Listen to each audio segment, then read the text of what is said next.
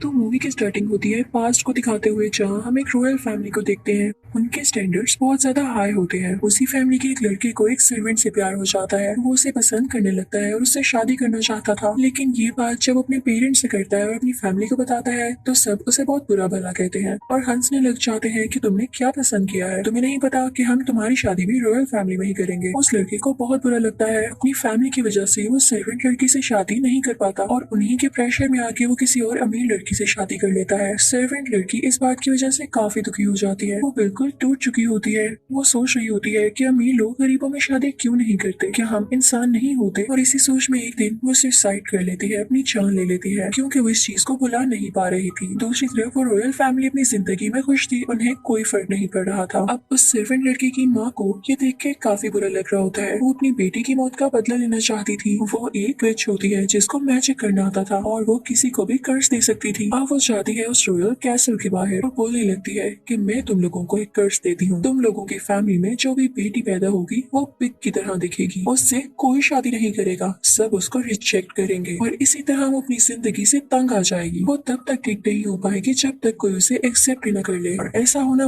बहुत मुश्किल है। ये कर्ज देके वो विच दुखी दिल के साथ वहाँ से चली जाती है। अब हम देखते हैं कि टाइम गुजरता जाता है, कई साल गुजर जाते हैं। उस रॉयल फैमिली में जनरेशन वाइज 500 बार बेटे ही होते हैं और जाहिर है वो रॉयल फैमिली अपने बेटों के लिए ब्राइड्स बाहर से ही लाती थी। लेकिन अब की बार जो उनका बेटा होता है उसकी भी शादी हो जाती है और सब लोग यही एक्सपेक्ट कर रहे होते हैं कि इनका भी बेटा ही होगा। लेकिन उनकी बेटी हो जाती है और वो बिल्कुल वैसी होती है जैसे विच ने कर्ज दिया था। उसके कान पिग जैसे होते हैं और उसकी नाक भी। उसकी माँ ये देख के काफी डर जाती है, लेकिन उसका हस्बैंड उसे समझाता है कि हम जल्दी कुछ कर लेंगे। वो लोग उसका नाम पेनोलोपी रखते हैं। बच्ची तो प्यारी होती है लेकिन इस तरह से उसका फेस काफी वियर्ड लगता था। वो लोग ये तक ट्राई करते हैं कि हम अपनी बेटी की सर्जरी करवा लें ताकि इसका ये फेस ठीक हो सके, लेकिन डॉक्टर्स कहते हैं कि बहुत कॉम्प्लिकेटेड है, यानी सर्जरी नहीं हो सकती। इसमें पेनोलोपी की जान को काफी खतरा है। तो पेनोलोपी के पेरेंट्स डिसहार्ट होकर वहाँ से आ जाते हैं। ये बात आहिस्ता आहिस्ता फैलने लगती है और इवन न्यूज में भी ये बहुत बड़ी हेडलाइन बन जाती है कि एक बिग लड़की पैदा हुई है। सब लोगों को वही कर्ज याद आने लगता है जो कि विच ने रॉयल फैमिली को दिया होता है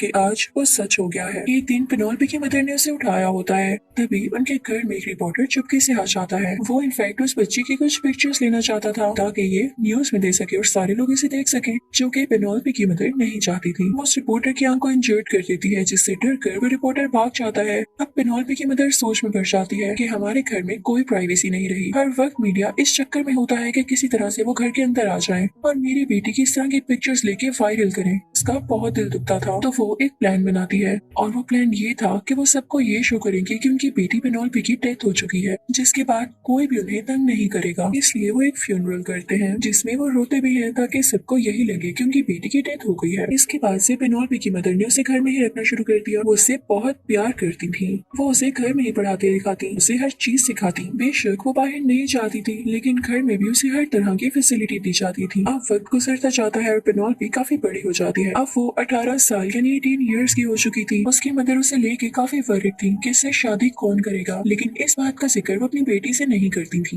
कि कहीं उस बेचारी का दिल न टूट जाए। अब अपनी बेटी की शादी के बारे में वो किसी मैरिज ब्यूरो से बात करती है, जो वहाँ पर उसके लिए अच्छे अच्छे प्रपोजल्स भेजती है। लेकिन बहुत ही दुख की बात कि जो भी लड़का उसे देखने आता था वो उससे डर जाता था और वहाँ से भाग जाता था। आज तक किसी भी लड़के ने उसे पसंद ही नहीं किया। इसी तरह से कई साल गुजरते गए और अब पेनोल्पी 25 ईयर्स की थी। पेनोल्पी की मदर हर आने वाले प्रपोजल से कहती कि बेशक तुम शादी ना करो, लेकिन प्लीज किसी को बाहर मत बताना कि हमारी बेटी जिंदा है या यहाँ रहती है। तो वो लोग भी एग्रीमेंट पर साइन करते थे। लेकिन इस बात की वजह से पेनोल्पी की मदर काफी सैड रहने लगी थी कि अब उनकी बेटी का क्या होगा। अब एक दिन एक और लड़का पेनोल्पी को देखने आता है, लेकिन वो काफी बदतमीज होता है ना। वो एग्रीमेंट पे साइन करता है और वो उन लोगों से कहता है कि मैं ये बात सबको बाहर बता कर ही रहूंगा। अब वो बुरा लड़का बाहर जाकर सबको बताने लगता है कि इस फैमिली में एक बिग गर्ल रहती है और ये बात जाकर वो पुलिस को भी बताता है। पुलिस उसी लड़की को अरेस्ट कर लेती है कि तुम बहकी बहकी बातें कर रहे हो, हमारा टाइम वेस्ट नहीं करो। अब अगली सुबह होती है जब वो लड़का बाहर आता है तो वो न्यूज़पेपर देखता है जिसमें उसके अगेंस्ट न्यूज छपी होती है कि ये लड़का फजूल में ही किसी बिग लड़की के बारे में बातें कर रहा है जो कि है ही नहीं। अब वो लड़का प्रिंटिंग प्रेस जाता है और वहाँ न्यूज़पेपर रिपोर्टर से कहता है कि तुम्हारा दिमाग तो ठीक है, तुमने क्या न्यूज डाली है, तुम्हें लगता है कि मैं झूठ बोल रहा हूँ, तुम अभी मेरे फादर को नहीं जानते, वो तुम्हारा बहुत बुरा हाल करेंगे। करेंगे। अब वो रिपोर्टर सिक्योरिटी को बुलाता है कि इसे यहाँ से बाहर निकालो। जब सिक्योरिटी उसे बाहर निकाल रही होती है तो वो कहता है कि मैं अपना बदला जरूर लूंगा। वहाँ पर एक और रिपोर्टर होता है जिसकी एक आंख कवर्ड होती है क्योंकि उसकी आंख नहीं होती। इनफैक्ट ये वही रिपोर्टर था जिसकी आंख पेनोल्पी की मदर ने इंजर्ड की थी। अब उस अमीर और बदतमीज लड़के के साथ मिल जाता है कि ये दोनों मिलकर उस बिग गर्ल को एक्सपोज करेंगे। अब वहाँ से वो एक आंख वाला रिपोर्टर एक कैसीनो जाता है जहाँ पर वो एक लड़के से मिलता है जिसका नाम मैक्स होता है। ये रिपोर्टर मैक्स से कहता है कि मुझे तुम्हारी जरूरत है, मुझे एक काम में तुम्हारी हेल्प चाहिए और इसके बदले में मैं तुम्हें पे भी करूंगा। तो मैक्स मान जाता है। अब मैक्स को ये सारी सिचुएशन बताई जाती है कि वहाँ पर लड़के उसे देखने जाते हैं ताकि कोई तो ऐसा हो जिसके साथ पेनोल्पी की मैरिज फिक्स हो सके। तुम भी इसी तरह उसके घर के अंदर जाना, लेकिन तुम्हारे कोर्ट में एक कैमरा फिक्स किया जाएगा, तुम चुपके से उसकी पिक्चर्स लेते रहना। इस बात के लिए मैक्स तैयार हो जाता है और वो दिन भी आ जाता है जब वो उसके घर जाने वाला था। उसने अपने कोर्ट में वो कैमरा सेट कर रखा था। जब उसके घर जाता है तो देखता है वहाँ पर और भी लड़के हैं जो कि उसे देखने आए थे, लेकिन जैसे ही पेनोल्पी वहाँ पर आती है तो सब लड़के भाग जाते हैं सिवाय मैक्स के, क्योंकि वो तो पर्पसली वहाँ पर आया था। वो क्यों भागता? लेकिन पेनोल्पी भी काफी सैड होकर वहाँ से चली जाती है। वो अब अपने रूम में जाती है जहाँ पर एक मिरर लगा होता है। वो तो अपने रूम के बाहर देख सकती थी, लेकिन उस मिरर के दूसरी तरफ वाला इंसान उसके रूम के अंदर नहीं देख सकता था। पेनोल्पी उस मिरर से देखती है कि मैक्स अभी भी नहीं गया। वो उससे कहती है कि तुम यहाँ पर क्यों हो? तो वो कहता है कि आप नहीं जानती मैं यहाँ पर क्यों आया था। इसी के साथ वो एक बुक को देखने लगता है। तो पेनोल्पी उसे कहती है कि ये बुक तुम अपने साथ लेकर जा सकते हो। इसके बाद वो ऐसे शो करवाती है जैसे वो वहाँ से चली गई है, लेकिन मैक्स वहाँ पर फिर से आ जाता है। पेनोल्पी भी उसे देख कर कहती है कि तुम दोबारा क्यों नहीं जा रहे हो? तो मैक्स कहता है क्योंकि मैं नहीं जाना चाहता। तो पेनोल्पी को लगता है कि शायद ये मुझे पसंद करने लगा है और ये पहला लड़का है जिसको मैं दिखने में बुरी नहीं लगी। तो वो मैक्स से कहती है कि अच्छा ठीक है, कल तुम दोबारा आ जाना। उसके बाद मैक्स चला जाता है। अब पेनोल्पी की फैमिली और उसकी मदर काफी खुश होती है कि फाइनली हमारी बेटी किसी लड़के को अच्छी लग गई, और वो सब कल के दिन के लिए काफी एक्साइटेड भी होते हैं। दूसरी तरफ मैक्स भी, क्योंकि उसने उसकी पिक्चर्स जो लेनी थी। अगले दिन मैक्स दोबारा से तैयार होता है और उसी जगह जाता है जहाँ पर मिरर के थ्रू उन दोनों में बातें हुई थी। वो लोग कुछ बातें करते हैं। अब मैक्स उसके लिए म्यूजिक प्ले करता है और वो मिरर के थ्रू ही उसके साथ चेस भी खेलता है। अब मैक्स उससे मिरर के थ्रू ही बातें करने लगता है। वो उससे पूछता है कि क्या कभी तुम मेरे साथ बाहर चलोगी? तो पेनोल्पी उसे कहती है कि नहीं, ये तो पॉसिबल नहीं है। तो मैक्स कहता है कि अच्छा ठीक है, तो मैं घर चलता हूँ और कल दोबारा आऊंगा। अब अगला दिन आ जाता है। मैक्स के कोर्ट में अभी भी वो कैमरा होता है। आज के दिन वो पेनोल्पी के लिए पियानो प्ले करने लगता है। वो जान के पियानो खल बजाने लगता है। तो अब की बार पेनोल्पी उसके सामने आ जाती है और उसे सिखाती है कि पियानो को इस तरह से बजाते हैं और उसे कैसे यूज करते हैं। यहाँ पे मैक्स पेनोल्पी की शक्ल ठीक से पहली बार देखता है। शुरू में तो वो भी काफी डर जाता है, काफी कंफ्यूज होता है कि इंसान है या पेग। जब उसकी नोज को हाथ लगाने के लिए अपना हाथ उठाता है तो उसके कोर्ट में जो भी कैमरा से पिक्चर क्लिक हो जाती है। लेकिन मैक्स अब ऐसा नहीं चाहता था क्योंकि पेनोल्पी उसे काफी इनोसेंट लग रही थी। पिक्चर तो गलती से क्लिक हुई थी। तो पिक्चर के क्लिक होते ही मैक्स के मुंह से निकलता है, ओह ये क्या हो गया। पेनोल्पी को ये बात काफी बुरी लगती है। उसे ये लगता है कि शायद इसने मेरी नोज को देख के ऐसे कहा और इसे रिग्रेट हो रहा है कि यहाँ पर क्यों आया। पेनोल्पी वहाँ से चली जाती है। मैक्स को ये काफी बुरा लगता है। वो चाहता था कि वो पेनोल्पी को क्लियर करे, लेकिन वो नहीं कर पाता क्योंकि पेनोल्पी अब काफी हर्ट हो चुकी थी। उसे लग रहा था कि मैक्स भी बाकी लड़कों जैसा है। वो उससे कहती है कि उससे बात नहीं करनी। मैक्स यहाँ से चला जाता है। पेनोल्पी काफी टूटी हुई थी क्योंकि आज तक उसे किसी ने भी एक्सेप्ट नहीं किया था। उसकी मदर उसे समझाती है कि उसे एक चांस तो दो।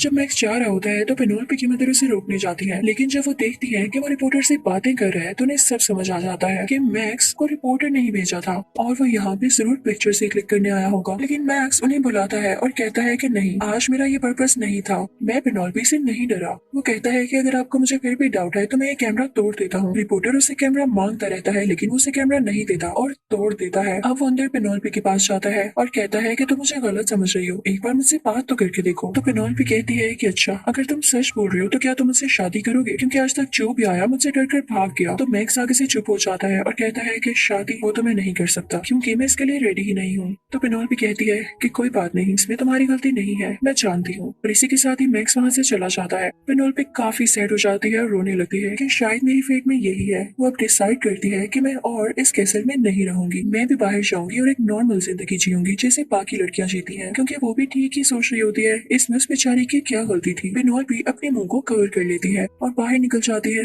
बाहर जाते ही उसे सब कुछ बहुत अच्छा लगने लगता है क्योंकि ये सब उसने पहली बार देखा था। इस तरफ अगर पेनोल्पी खुश होती है तो दूसरी तरफ उसकी मदर काफी वरीड हो रही होती है कि उनकी बेटी कहाँ गई। तो पेनोल्पी उन्हें कॉल करके कहती है कि अब मैं कैसल में नहीं आऊंगी, मैंने इतने साल अंदर गुजार लिए, अब मुझे बाहर रहना है और मैं यहाँ पर खुश हूँ। वो एक होटल में रहने लगती है। दूसरी तरफ हम मैक्स को भी काफी उदास देख रहे होते हैं क्योंकि उसे बुरा लग रहा होता है कि उसने पेनोल्पी को मना किया, लेकिन वो दिल का बुरा नहीं होता। अब दूसरी तरफ इस बात का पता उस एक आंख वाले रिपोर्टर को भी चल जाता है कि पेनोल्पी ने अपना घर छोड़ दिया है और वो कहीं बाहर है। तो वो कहता है कि कितना अच्छा हो कि अगर हम पेनोल्पी को ढूंढ लें। इसके लिए वो समीर लड़के के साथ मिलकर उसका स्केच बनवाता है, क्योंकि उस समीर लड़के ने उसे अव्वल एज में देखा होता है। लेकिन जब वो स्केच तैयार होता है तो वो बहुत ज्यादा अजीब और खौफनाक होता है। अब ये पिक्चर यानी स्केच न्यूज़पेपर में दे दिया जाता है, उसकी मिसिंग रिपोर्ट के साथ, और साथ रिवॉर्ड भी रखा जाता है कि जो कोई इसे ढूंढेगा उसे काफी ज्यादा इनाम मिलेगा। ये बात बेचारी पेनोल्पी को भी पता चल जाती है, और जब वो देखती है कि उसका फेस इतना खतरनाक बनाया गया है तो वो काफी हर्ट होती है, और वो कहती है कि वो अपनी रियलिटी सबके सामने लाएगी। वो जाकर अपनी एक पिक्चर क्लिक करवाती है। वो ये पिक्चर उसे एक आंख वाले रिपोर्टर को दे देती है। जब रिपोर्टर वो पिक्चर देखता है तो वो कहता है कि पेनोल्पी इतनी भी बुरी नहीं है, सिर्फ उसका नाक ही बड़ा है। जिस तरह का स्केच उस अमीर लड़के ने तैयार करवाया वो तो बहुत खौफनाक था। इस तरह से लोग पेनोल्पी को बुरा जानेंगे। अब वो जाकर पिक्चर मैक्स को भी दिखाता है तो मैक्स कहता है कि मुझे तो पहले ही रिग्रेट है कि मैंने उसके साथ बुरा किया, और अब उसका ये एक्ट देखकर मेरा दिल दुख रहा है। अब मैं सारे बुरे काम छोड़ दूंगा। और अब वो पियानो सीखने लगता है। वो पियानो बजाया करता था और उसे याद किया करता था। दूसरी तरफ पेनोल्पी अपनी जिंदगी को काफी इंजॉय कर रही होती है, और वो एक बार में जाती है जहाँ पर उसे एक लड़की मिलती है। वो उससे बातें करने लगती है और उन दोनों में काफी अच्छी दोस्ती हो जाती है। पेनोल्पी ने अभी तक अपना फेस कवर ही रखा हुआ था। अब ये दोनों फ्रेंड्स घूमने भी जाती, एक साथ वॉक भी करती, लेकिन अभी तक उसकी फ्रेंड को डाउट नहीं हुआ था कि वही बिग गर्ल है।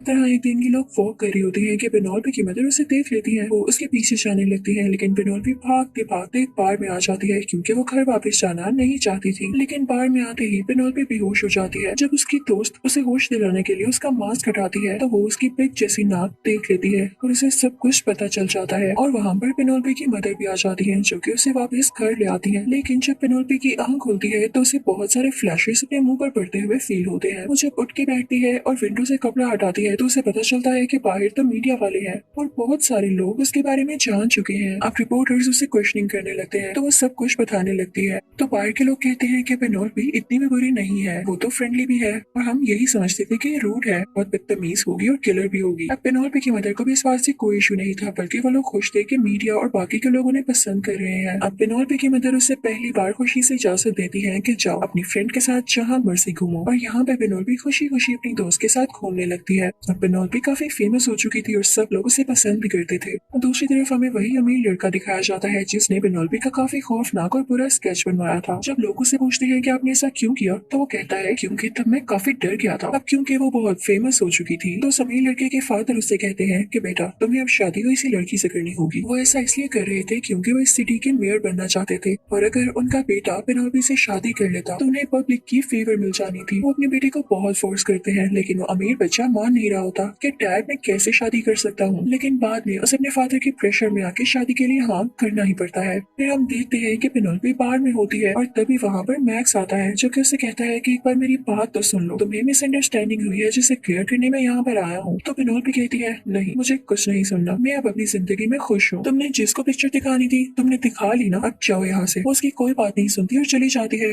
अब हम उसके घर का सीन देखते हैं जब वो अमीर लड़का वापिस से उसके घर आता है और उसकी मदर से कहता है कि मैं पेनोल्पी से शादी करना चाहता हूँ, जिस पर उसकी मदर काफी खुश होती है कि फाइनली पेनोल्पी को कोई पसंद कर गया। उन्हें क्या पता था कि पेनोल्पी को तो अब सारी दुनिया पसंद करने वाली थी। वो अपनी बेटी को मनाती है, लेकिन पेनोल्पी कहती है कि पहले इसी ने हमारे साथ बहुत बुरा किया है। तो पेनोल्पी की मदर उसे समझाती है कि बेटा रिश्ता अच्छा है, हाँ कर दो। पेनोल्पी को हाँ करना ही पड़ता है। अब एक बहुत बड़ी पार्टी अरेंज होती है जिसमें पेनोल्पी की और उस अमीर लड़के की फैमिली होती है। वो एक फैमिली इवेंट होता है जिसमें मैरिज डेट फिक्स होनी होती है, लेकिन तभी वहाँ पर मैक्स आ जाता है, जो कि पेनोल्पी को समझाने आया था कि ये अमीर लड़का बहुत मतलबी है और सिर्फ तुमसे मतलब के लिए शादी की जा रही है। लेकिन उससे पहले ही वही अमीर लड़का उसके सामने आ जाता है और कहता है कि नहीं मैं तो पेनोल्पी से प्यार करता हूँ, अगर मैंने उससे शादी ना की तो उससे कोई और भी शादी नहीं करेगा। अब वहाँ पर मैक्स कुछ नहीं बोल पाता और चला जाता है। वो पेनोल्पी को बताना चाहता था कि वो उससे कितना प्यार करता है। पहले वो उसका फेस देख के कंफ्यूज जरूर हुआ था, लेकिन वो ऐसा नहीं कि उसका स्टैंडर्ड ब्यूटी हो। अब वो एक आंख वाला रिपोर्टर वहाँ पर आता है। वो मैक्स से कहता है कि मैं जानता हूँ तुम पेनोल्पी से सच्चा प्यार करते हो, जबकि वो अमीर लड़का ऐसा नहीं करता। तो मैक्स कहता है जाने दो यार, वो कौन सा मुझसे प्यार करती है, मेरे प्यार करने से क्या होगा, कर्ज तो उसका फिर भी नहीं टूटेगा, क्योंकि उसे लगता है कि मैं उसके लिए राइट इंसान नहीं हूँ। तो वो रिपोर्टर कहता है कि तुम फिक्र नहीं करो, मैं दुनिया दुनिया को सच बताऊंगा और पेनोल्पी के दिल में तुम्हारी इज्जत दोबारा से वापस लाऊंगा। अब वो रिपोर्टर वहाँ पर जाता है जहाँ पर इवेंट हो रहा होता है और पेनोल्पी की मदर से मिलता है और उनको बताता है कि एक लड़का है जो कि आपकी बेटी से सच्चा प्यार करता है और वो उस दिन शादी करने से इसलिए मना कर रहा था कि हो सकता है कि ये वन साइडेड लव कर्ज को तोड़ने के लिए काफी ना हो। लेकिन पेनोल्पी की मदर कहती है कि नहीं, अब तो उनकी शादी होने वाली है, मैं ऐसा नहीं कर सकती जिससे मेरी बेटी हर्ट हो। लेकिन किसी को क्या पता था, बेटी तो खुश थी कब, अब शादी शुरू हो चुकी होती है, सब तैयारियां पूरी होती है और पेनोल्पी ने भी वेडिंग ड्रेस पहन लिया होता है। लेकिन वो इवेंट शुरू होने से पहले ही वहाँ से भाग जाती है। वो कहती है कि नहीं, मैं ऐसे किसी से शादी नहीं कर सकती जिससे मैं प्यार ही न करती हूँ। उसने पहले मुझे रिजेक्ट किया था और मैं जानती हूँ कि उसका कोई मतलब होगा। मैं अकेले लाइफ को सार लूंगी और मुझे किसी पे डिपेंडेंट नहीं होना। मैं जैसी भी हूँ, मैं खुद को पसंद हूँ, ये मेरी कमी नहीं है बल्कि यही तो चीज है जिससे मैं यूनिक हूँ। इसी के साथ वो बेहोश हो जाती है और जब उसे होश आता है तो वो देखती है कि उसकी नोज पहले जैसी नहीं रही। उसकी नोज अब एक नॉर्मल इंसान जैसी होती है, बहुत ही प्यारी। अब वो बहुत प्यारी दिखने लगी थी। यहाँ पर फाइनली ये कर्ज खत्म हो चुका था क्योंकि इस कर्ज की यही तो शर्त थी कि जब तक कोई इसे एक्सेप्ट नहीं करेगा वो ठीक नहीं होगी, और फिर चाहे वो खुद ही हो जो खुद को एक्सेप्ट कर ले। कर्ज खत्म होने की वजह से पेनोल्पी अब एक नॉर्मल इंसान बन चुकी थी। अब वो और भी ज्यादा खूबसूरत दिखती थी और हमें पता चलता है कि उस घर में जो बटलर होता है वो इनफैक्ट बिच ही थी जो कि 25 साल से वहीं पर रह रही थी और सब कुछ ऑब्जर्व कर रही थी। फिर हम देखते हैं कि पेनोल्पी एक स्कूल में जॉब करने लगती है और वहाँ पे बच्चों को बहुत अच्छे से पढ़ाती है। तभी एक हैलोवीन नाइट पर उसे ख्याल आता है कि काश वो एक बार मैक्स की बात सुन लेती। वो मैक्स से मिलने जाती है तो वहाँ पर कोई इवेंट हो रहा होता है जहाँ पर सब बच्चों ने फेस मास्क पहना होता है जो कि बिल्कुल पेनोल्पी की शक्ल से मिलता जुलता था जो कि उसकी पहली शक्ल होती थी। यानी सब बच्चे पेनोल्पी के पहले लुक को भी पसंद करते थे और अब भी पेनोल्पी भी एक मास्क पहन लेती है और मैक्स से मिलने जाती है। मैक्स से जाकर बातें करने लगती है और साथ ही अपना फेस मास्क उतार देती है। मैक्स उसे बताता है कि मैं वो इंसान नहीं था जो कि तुम्हारा कर्ज तोड़ सकता। तो पेनोल्पी उसे बताती है कि वो इंसान मैं खुद थी और अब मैं कर्ज से फ्री हूँ। देखो मैं ठीक हूँ और थैंक यू मुझसे प्यार करने के लिए जब किसी ने मुझसे प्यार नहीं किया। और इसी के साथ वो दोनों एक दूसरे को एक्सेप्ट कर लेते हैं और काफी खुश रहने लगते हैं। फिर हम देखते हैं कि ये मूवी यानी ये स्टोरी जो हम देखते आ रहे हैं वो ये दोनों स्कूल के बच्चों को सुना रहे थे और इसी सीन के साथ ये मूवी यही एंड होती है। Thank you for watching. Channel को सब्सक्राइब करो पहले, हाँ जल्दी करो। मुझे पता है कि आप लोग नहीं करते हो, वीडियो देखते हो लेकिन सब्सक्राइब नहीं करते। ये लाल कलर का बटन नहीं से दबाओ, जल्दी दबाओ, जल्दी दबाओ, फिर मैं शुरू करूँ। दबा दो जल्दी, दबा दिया, घंटी भी दबा देना, ठीक है।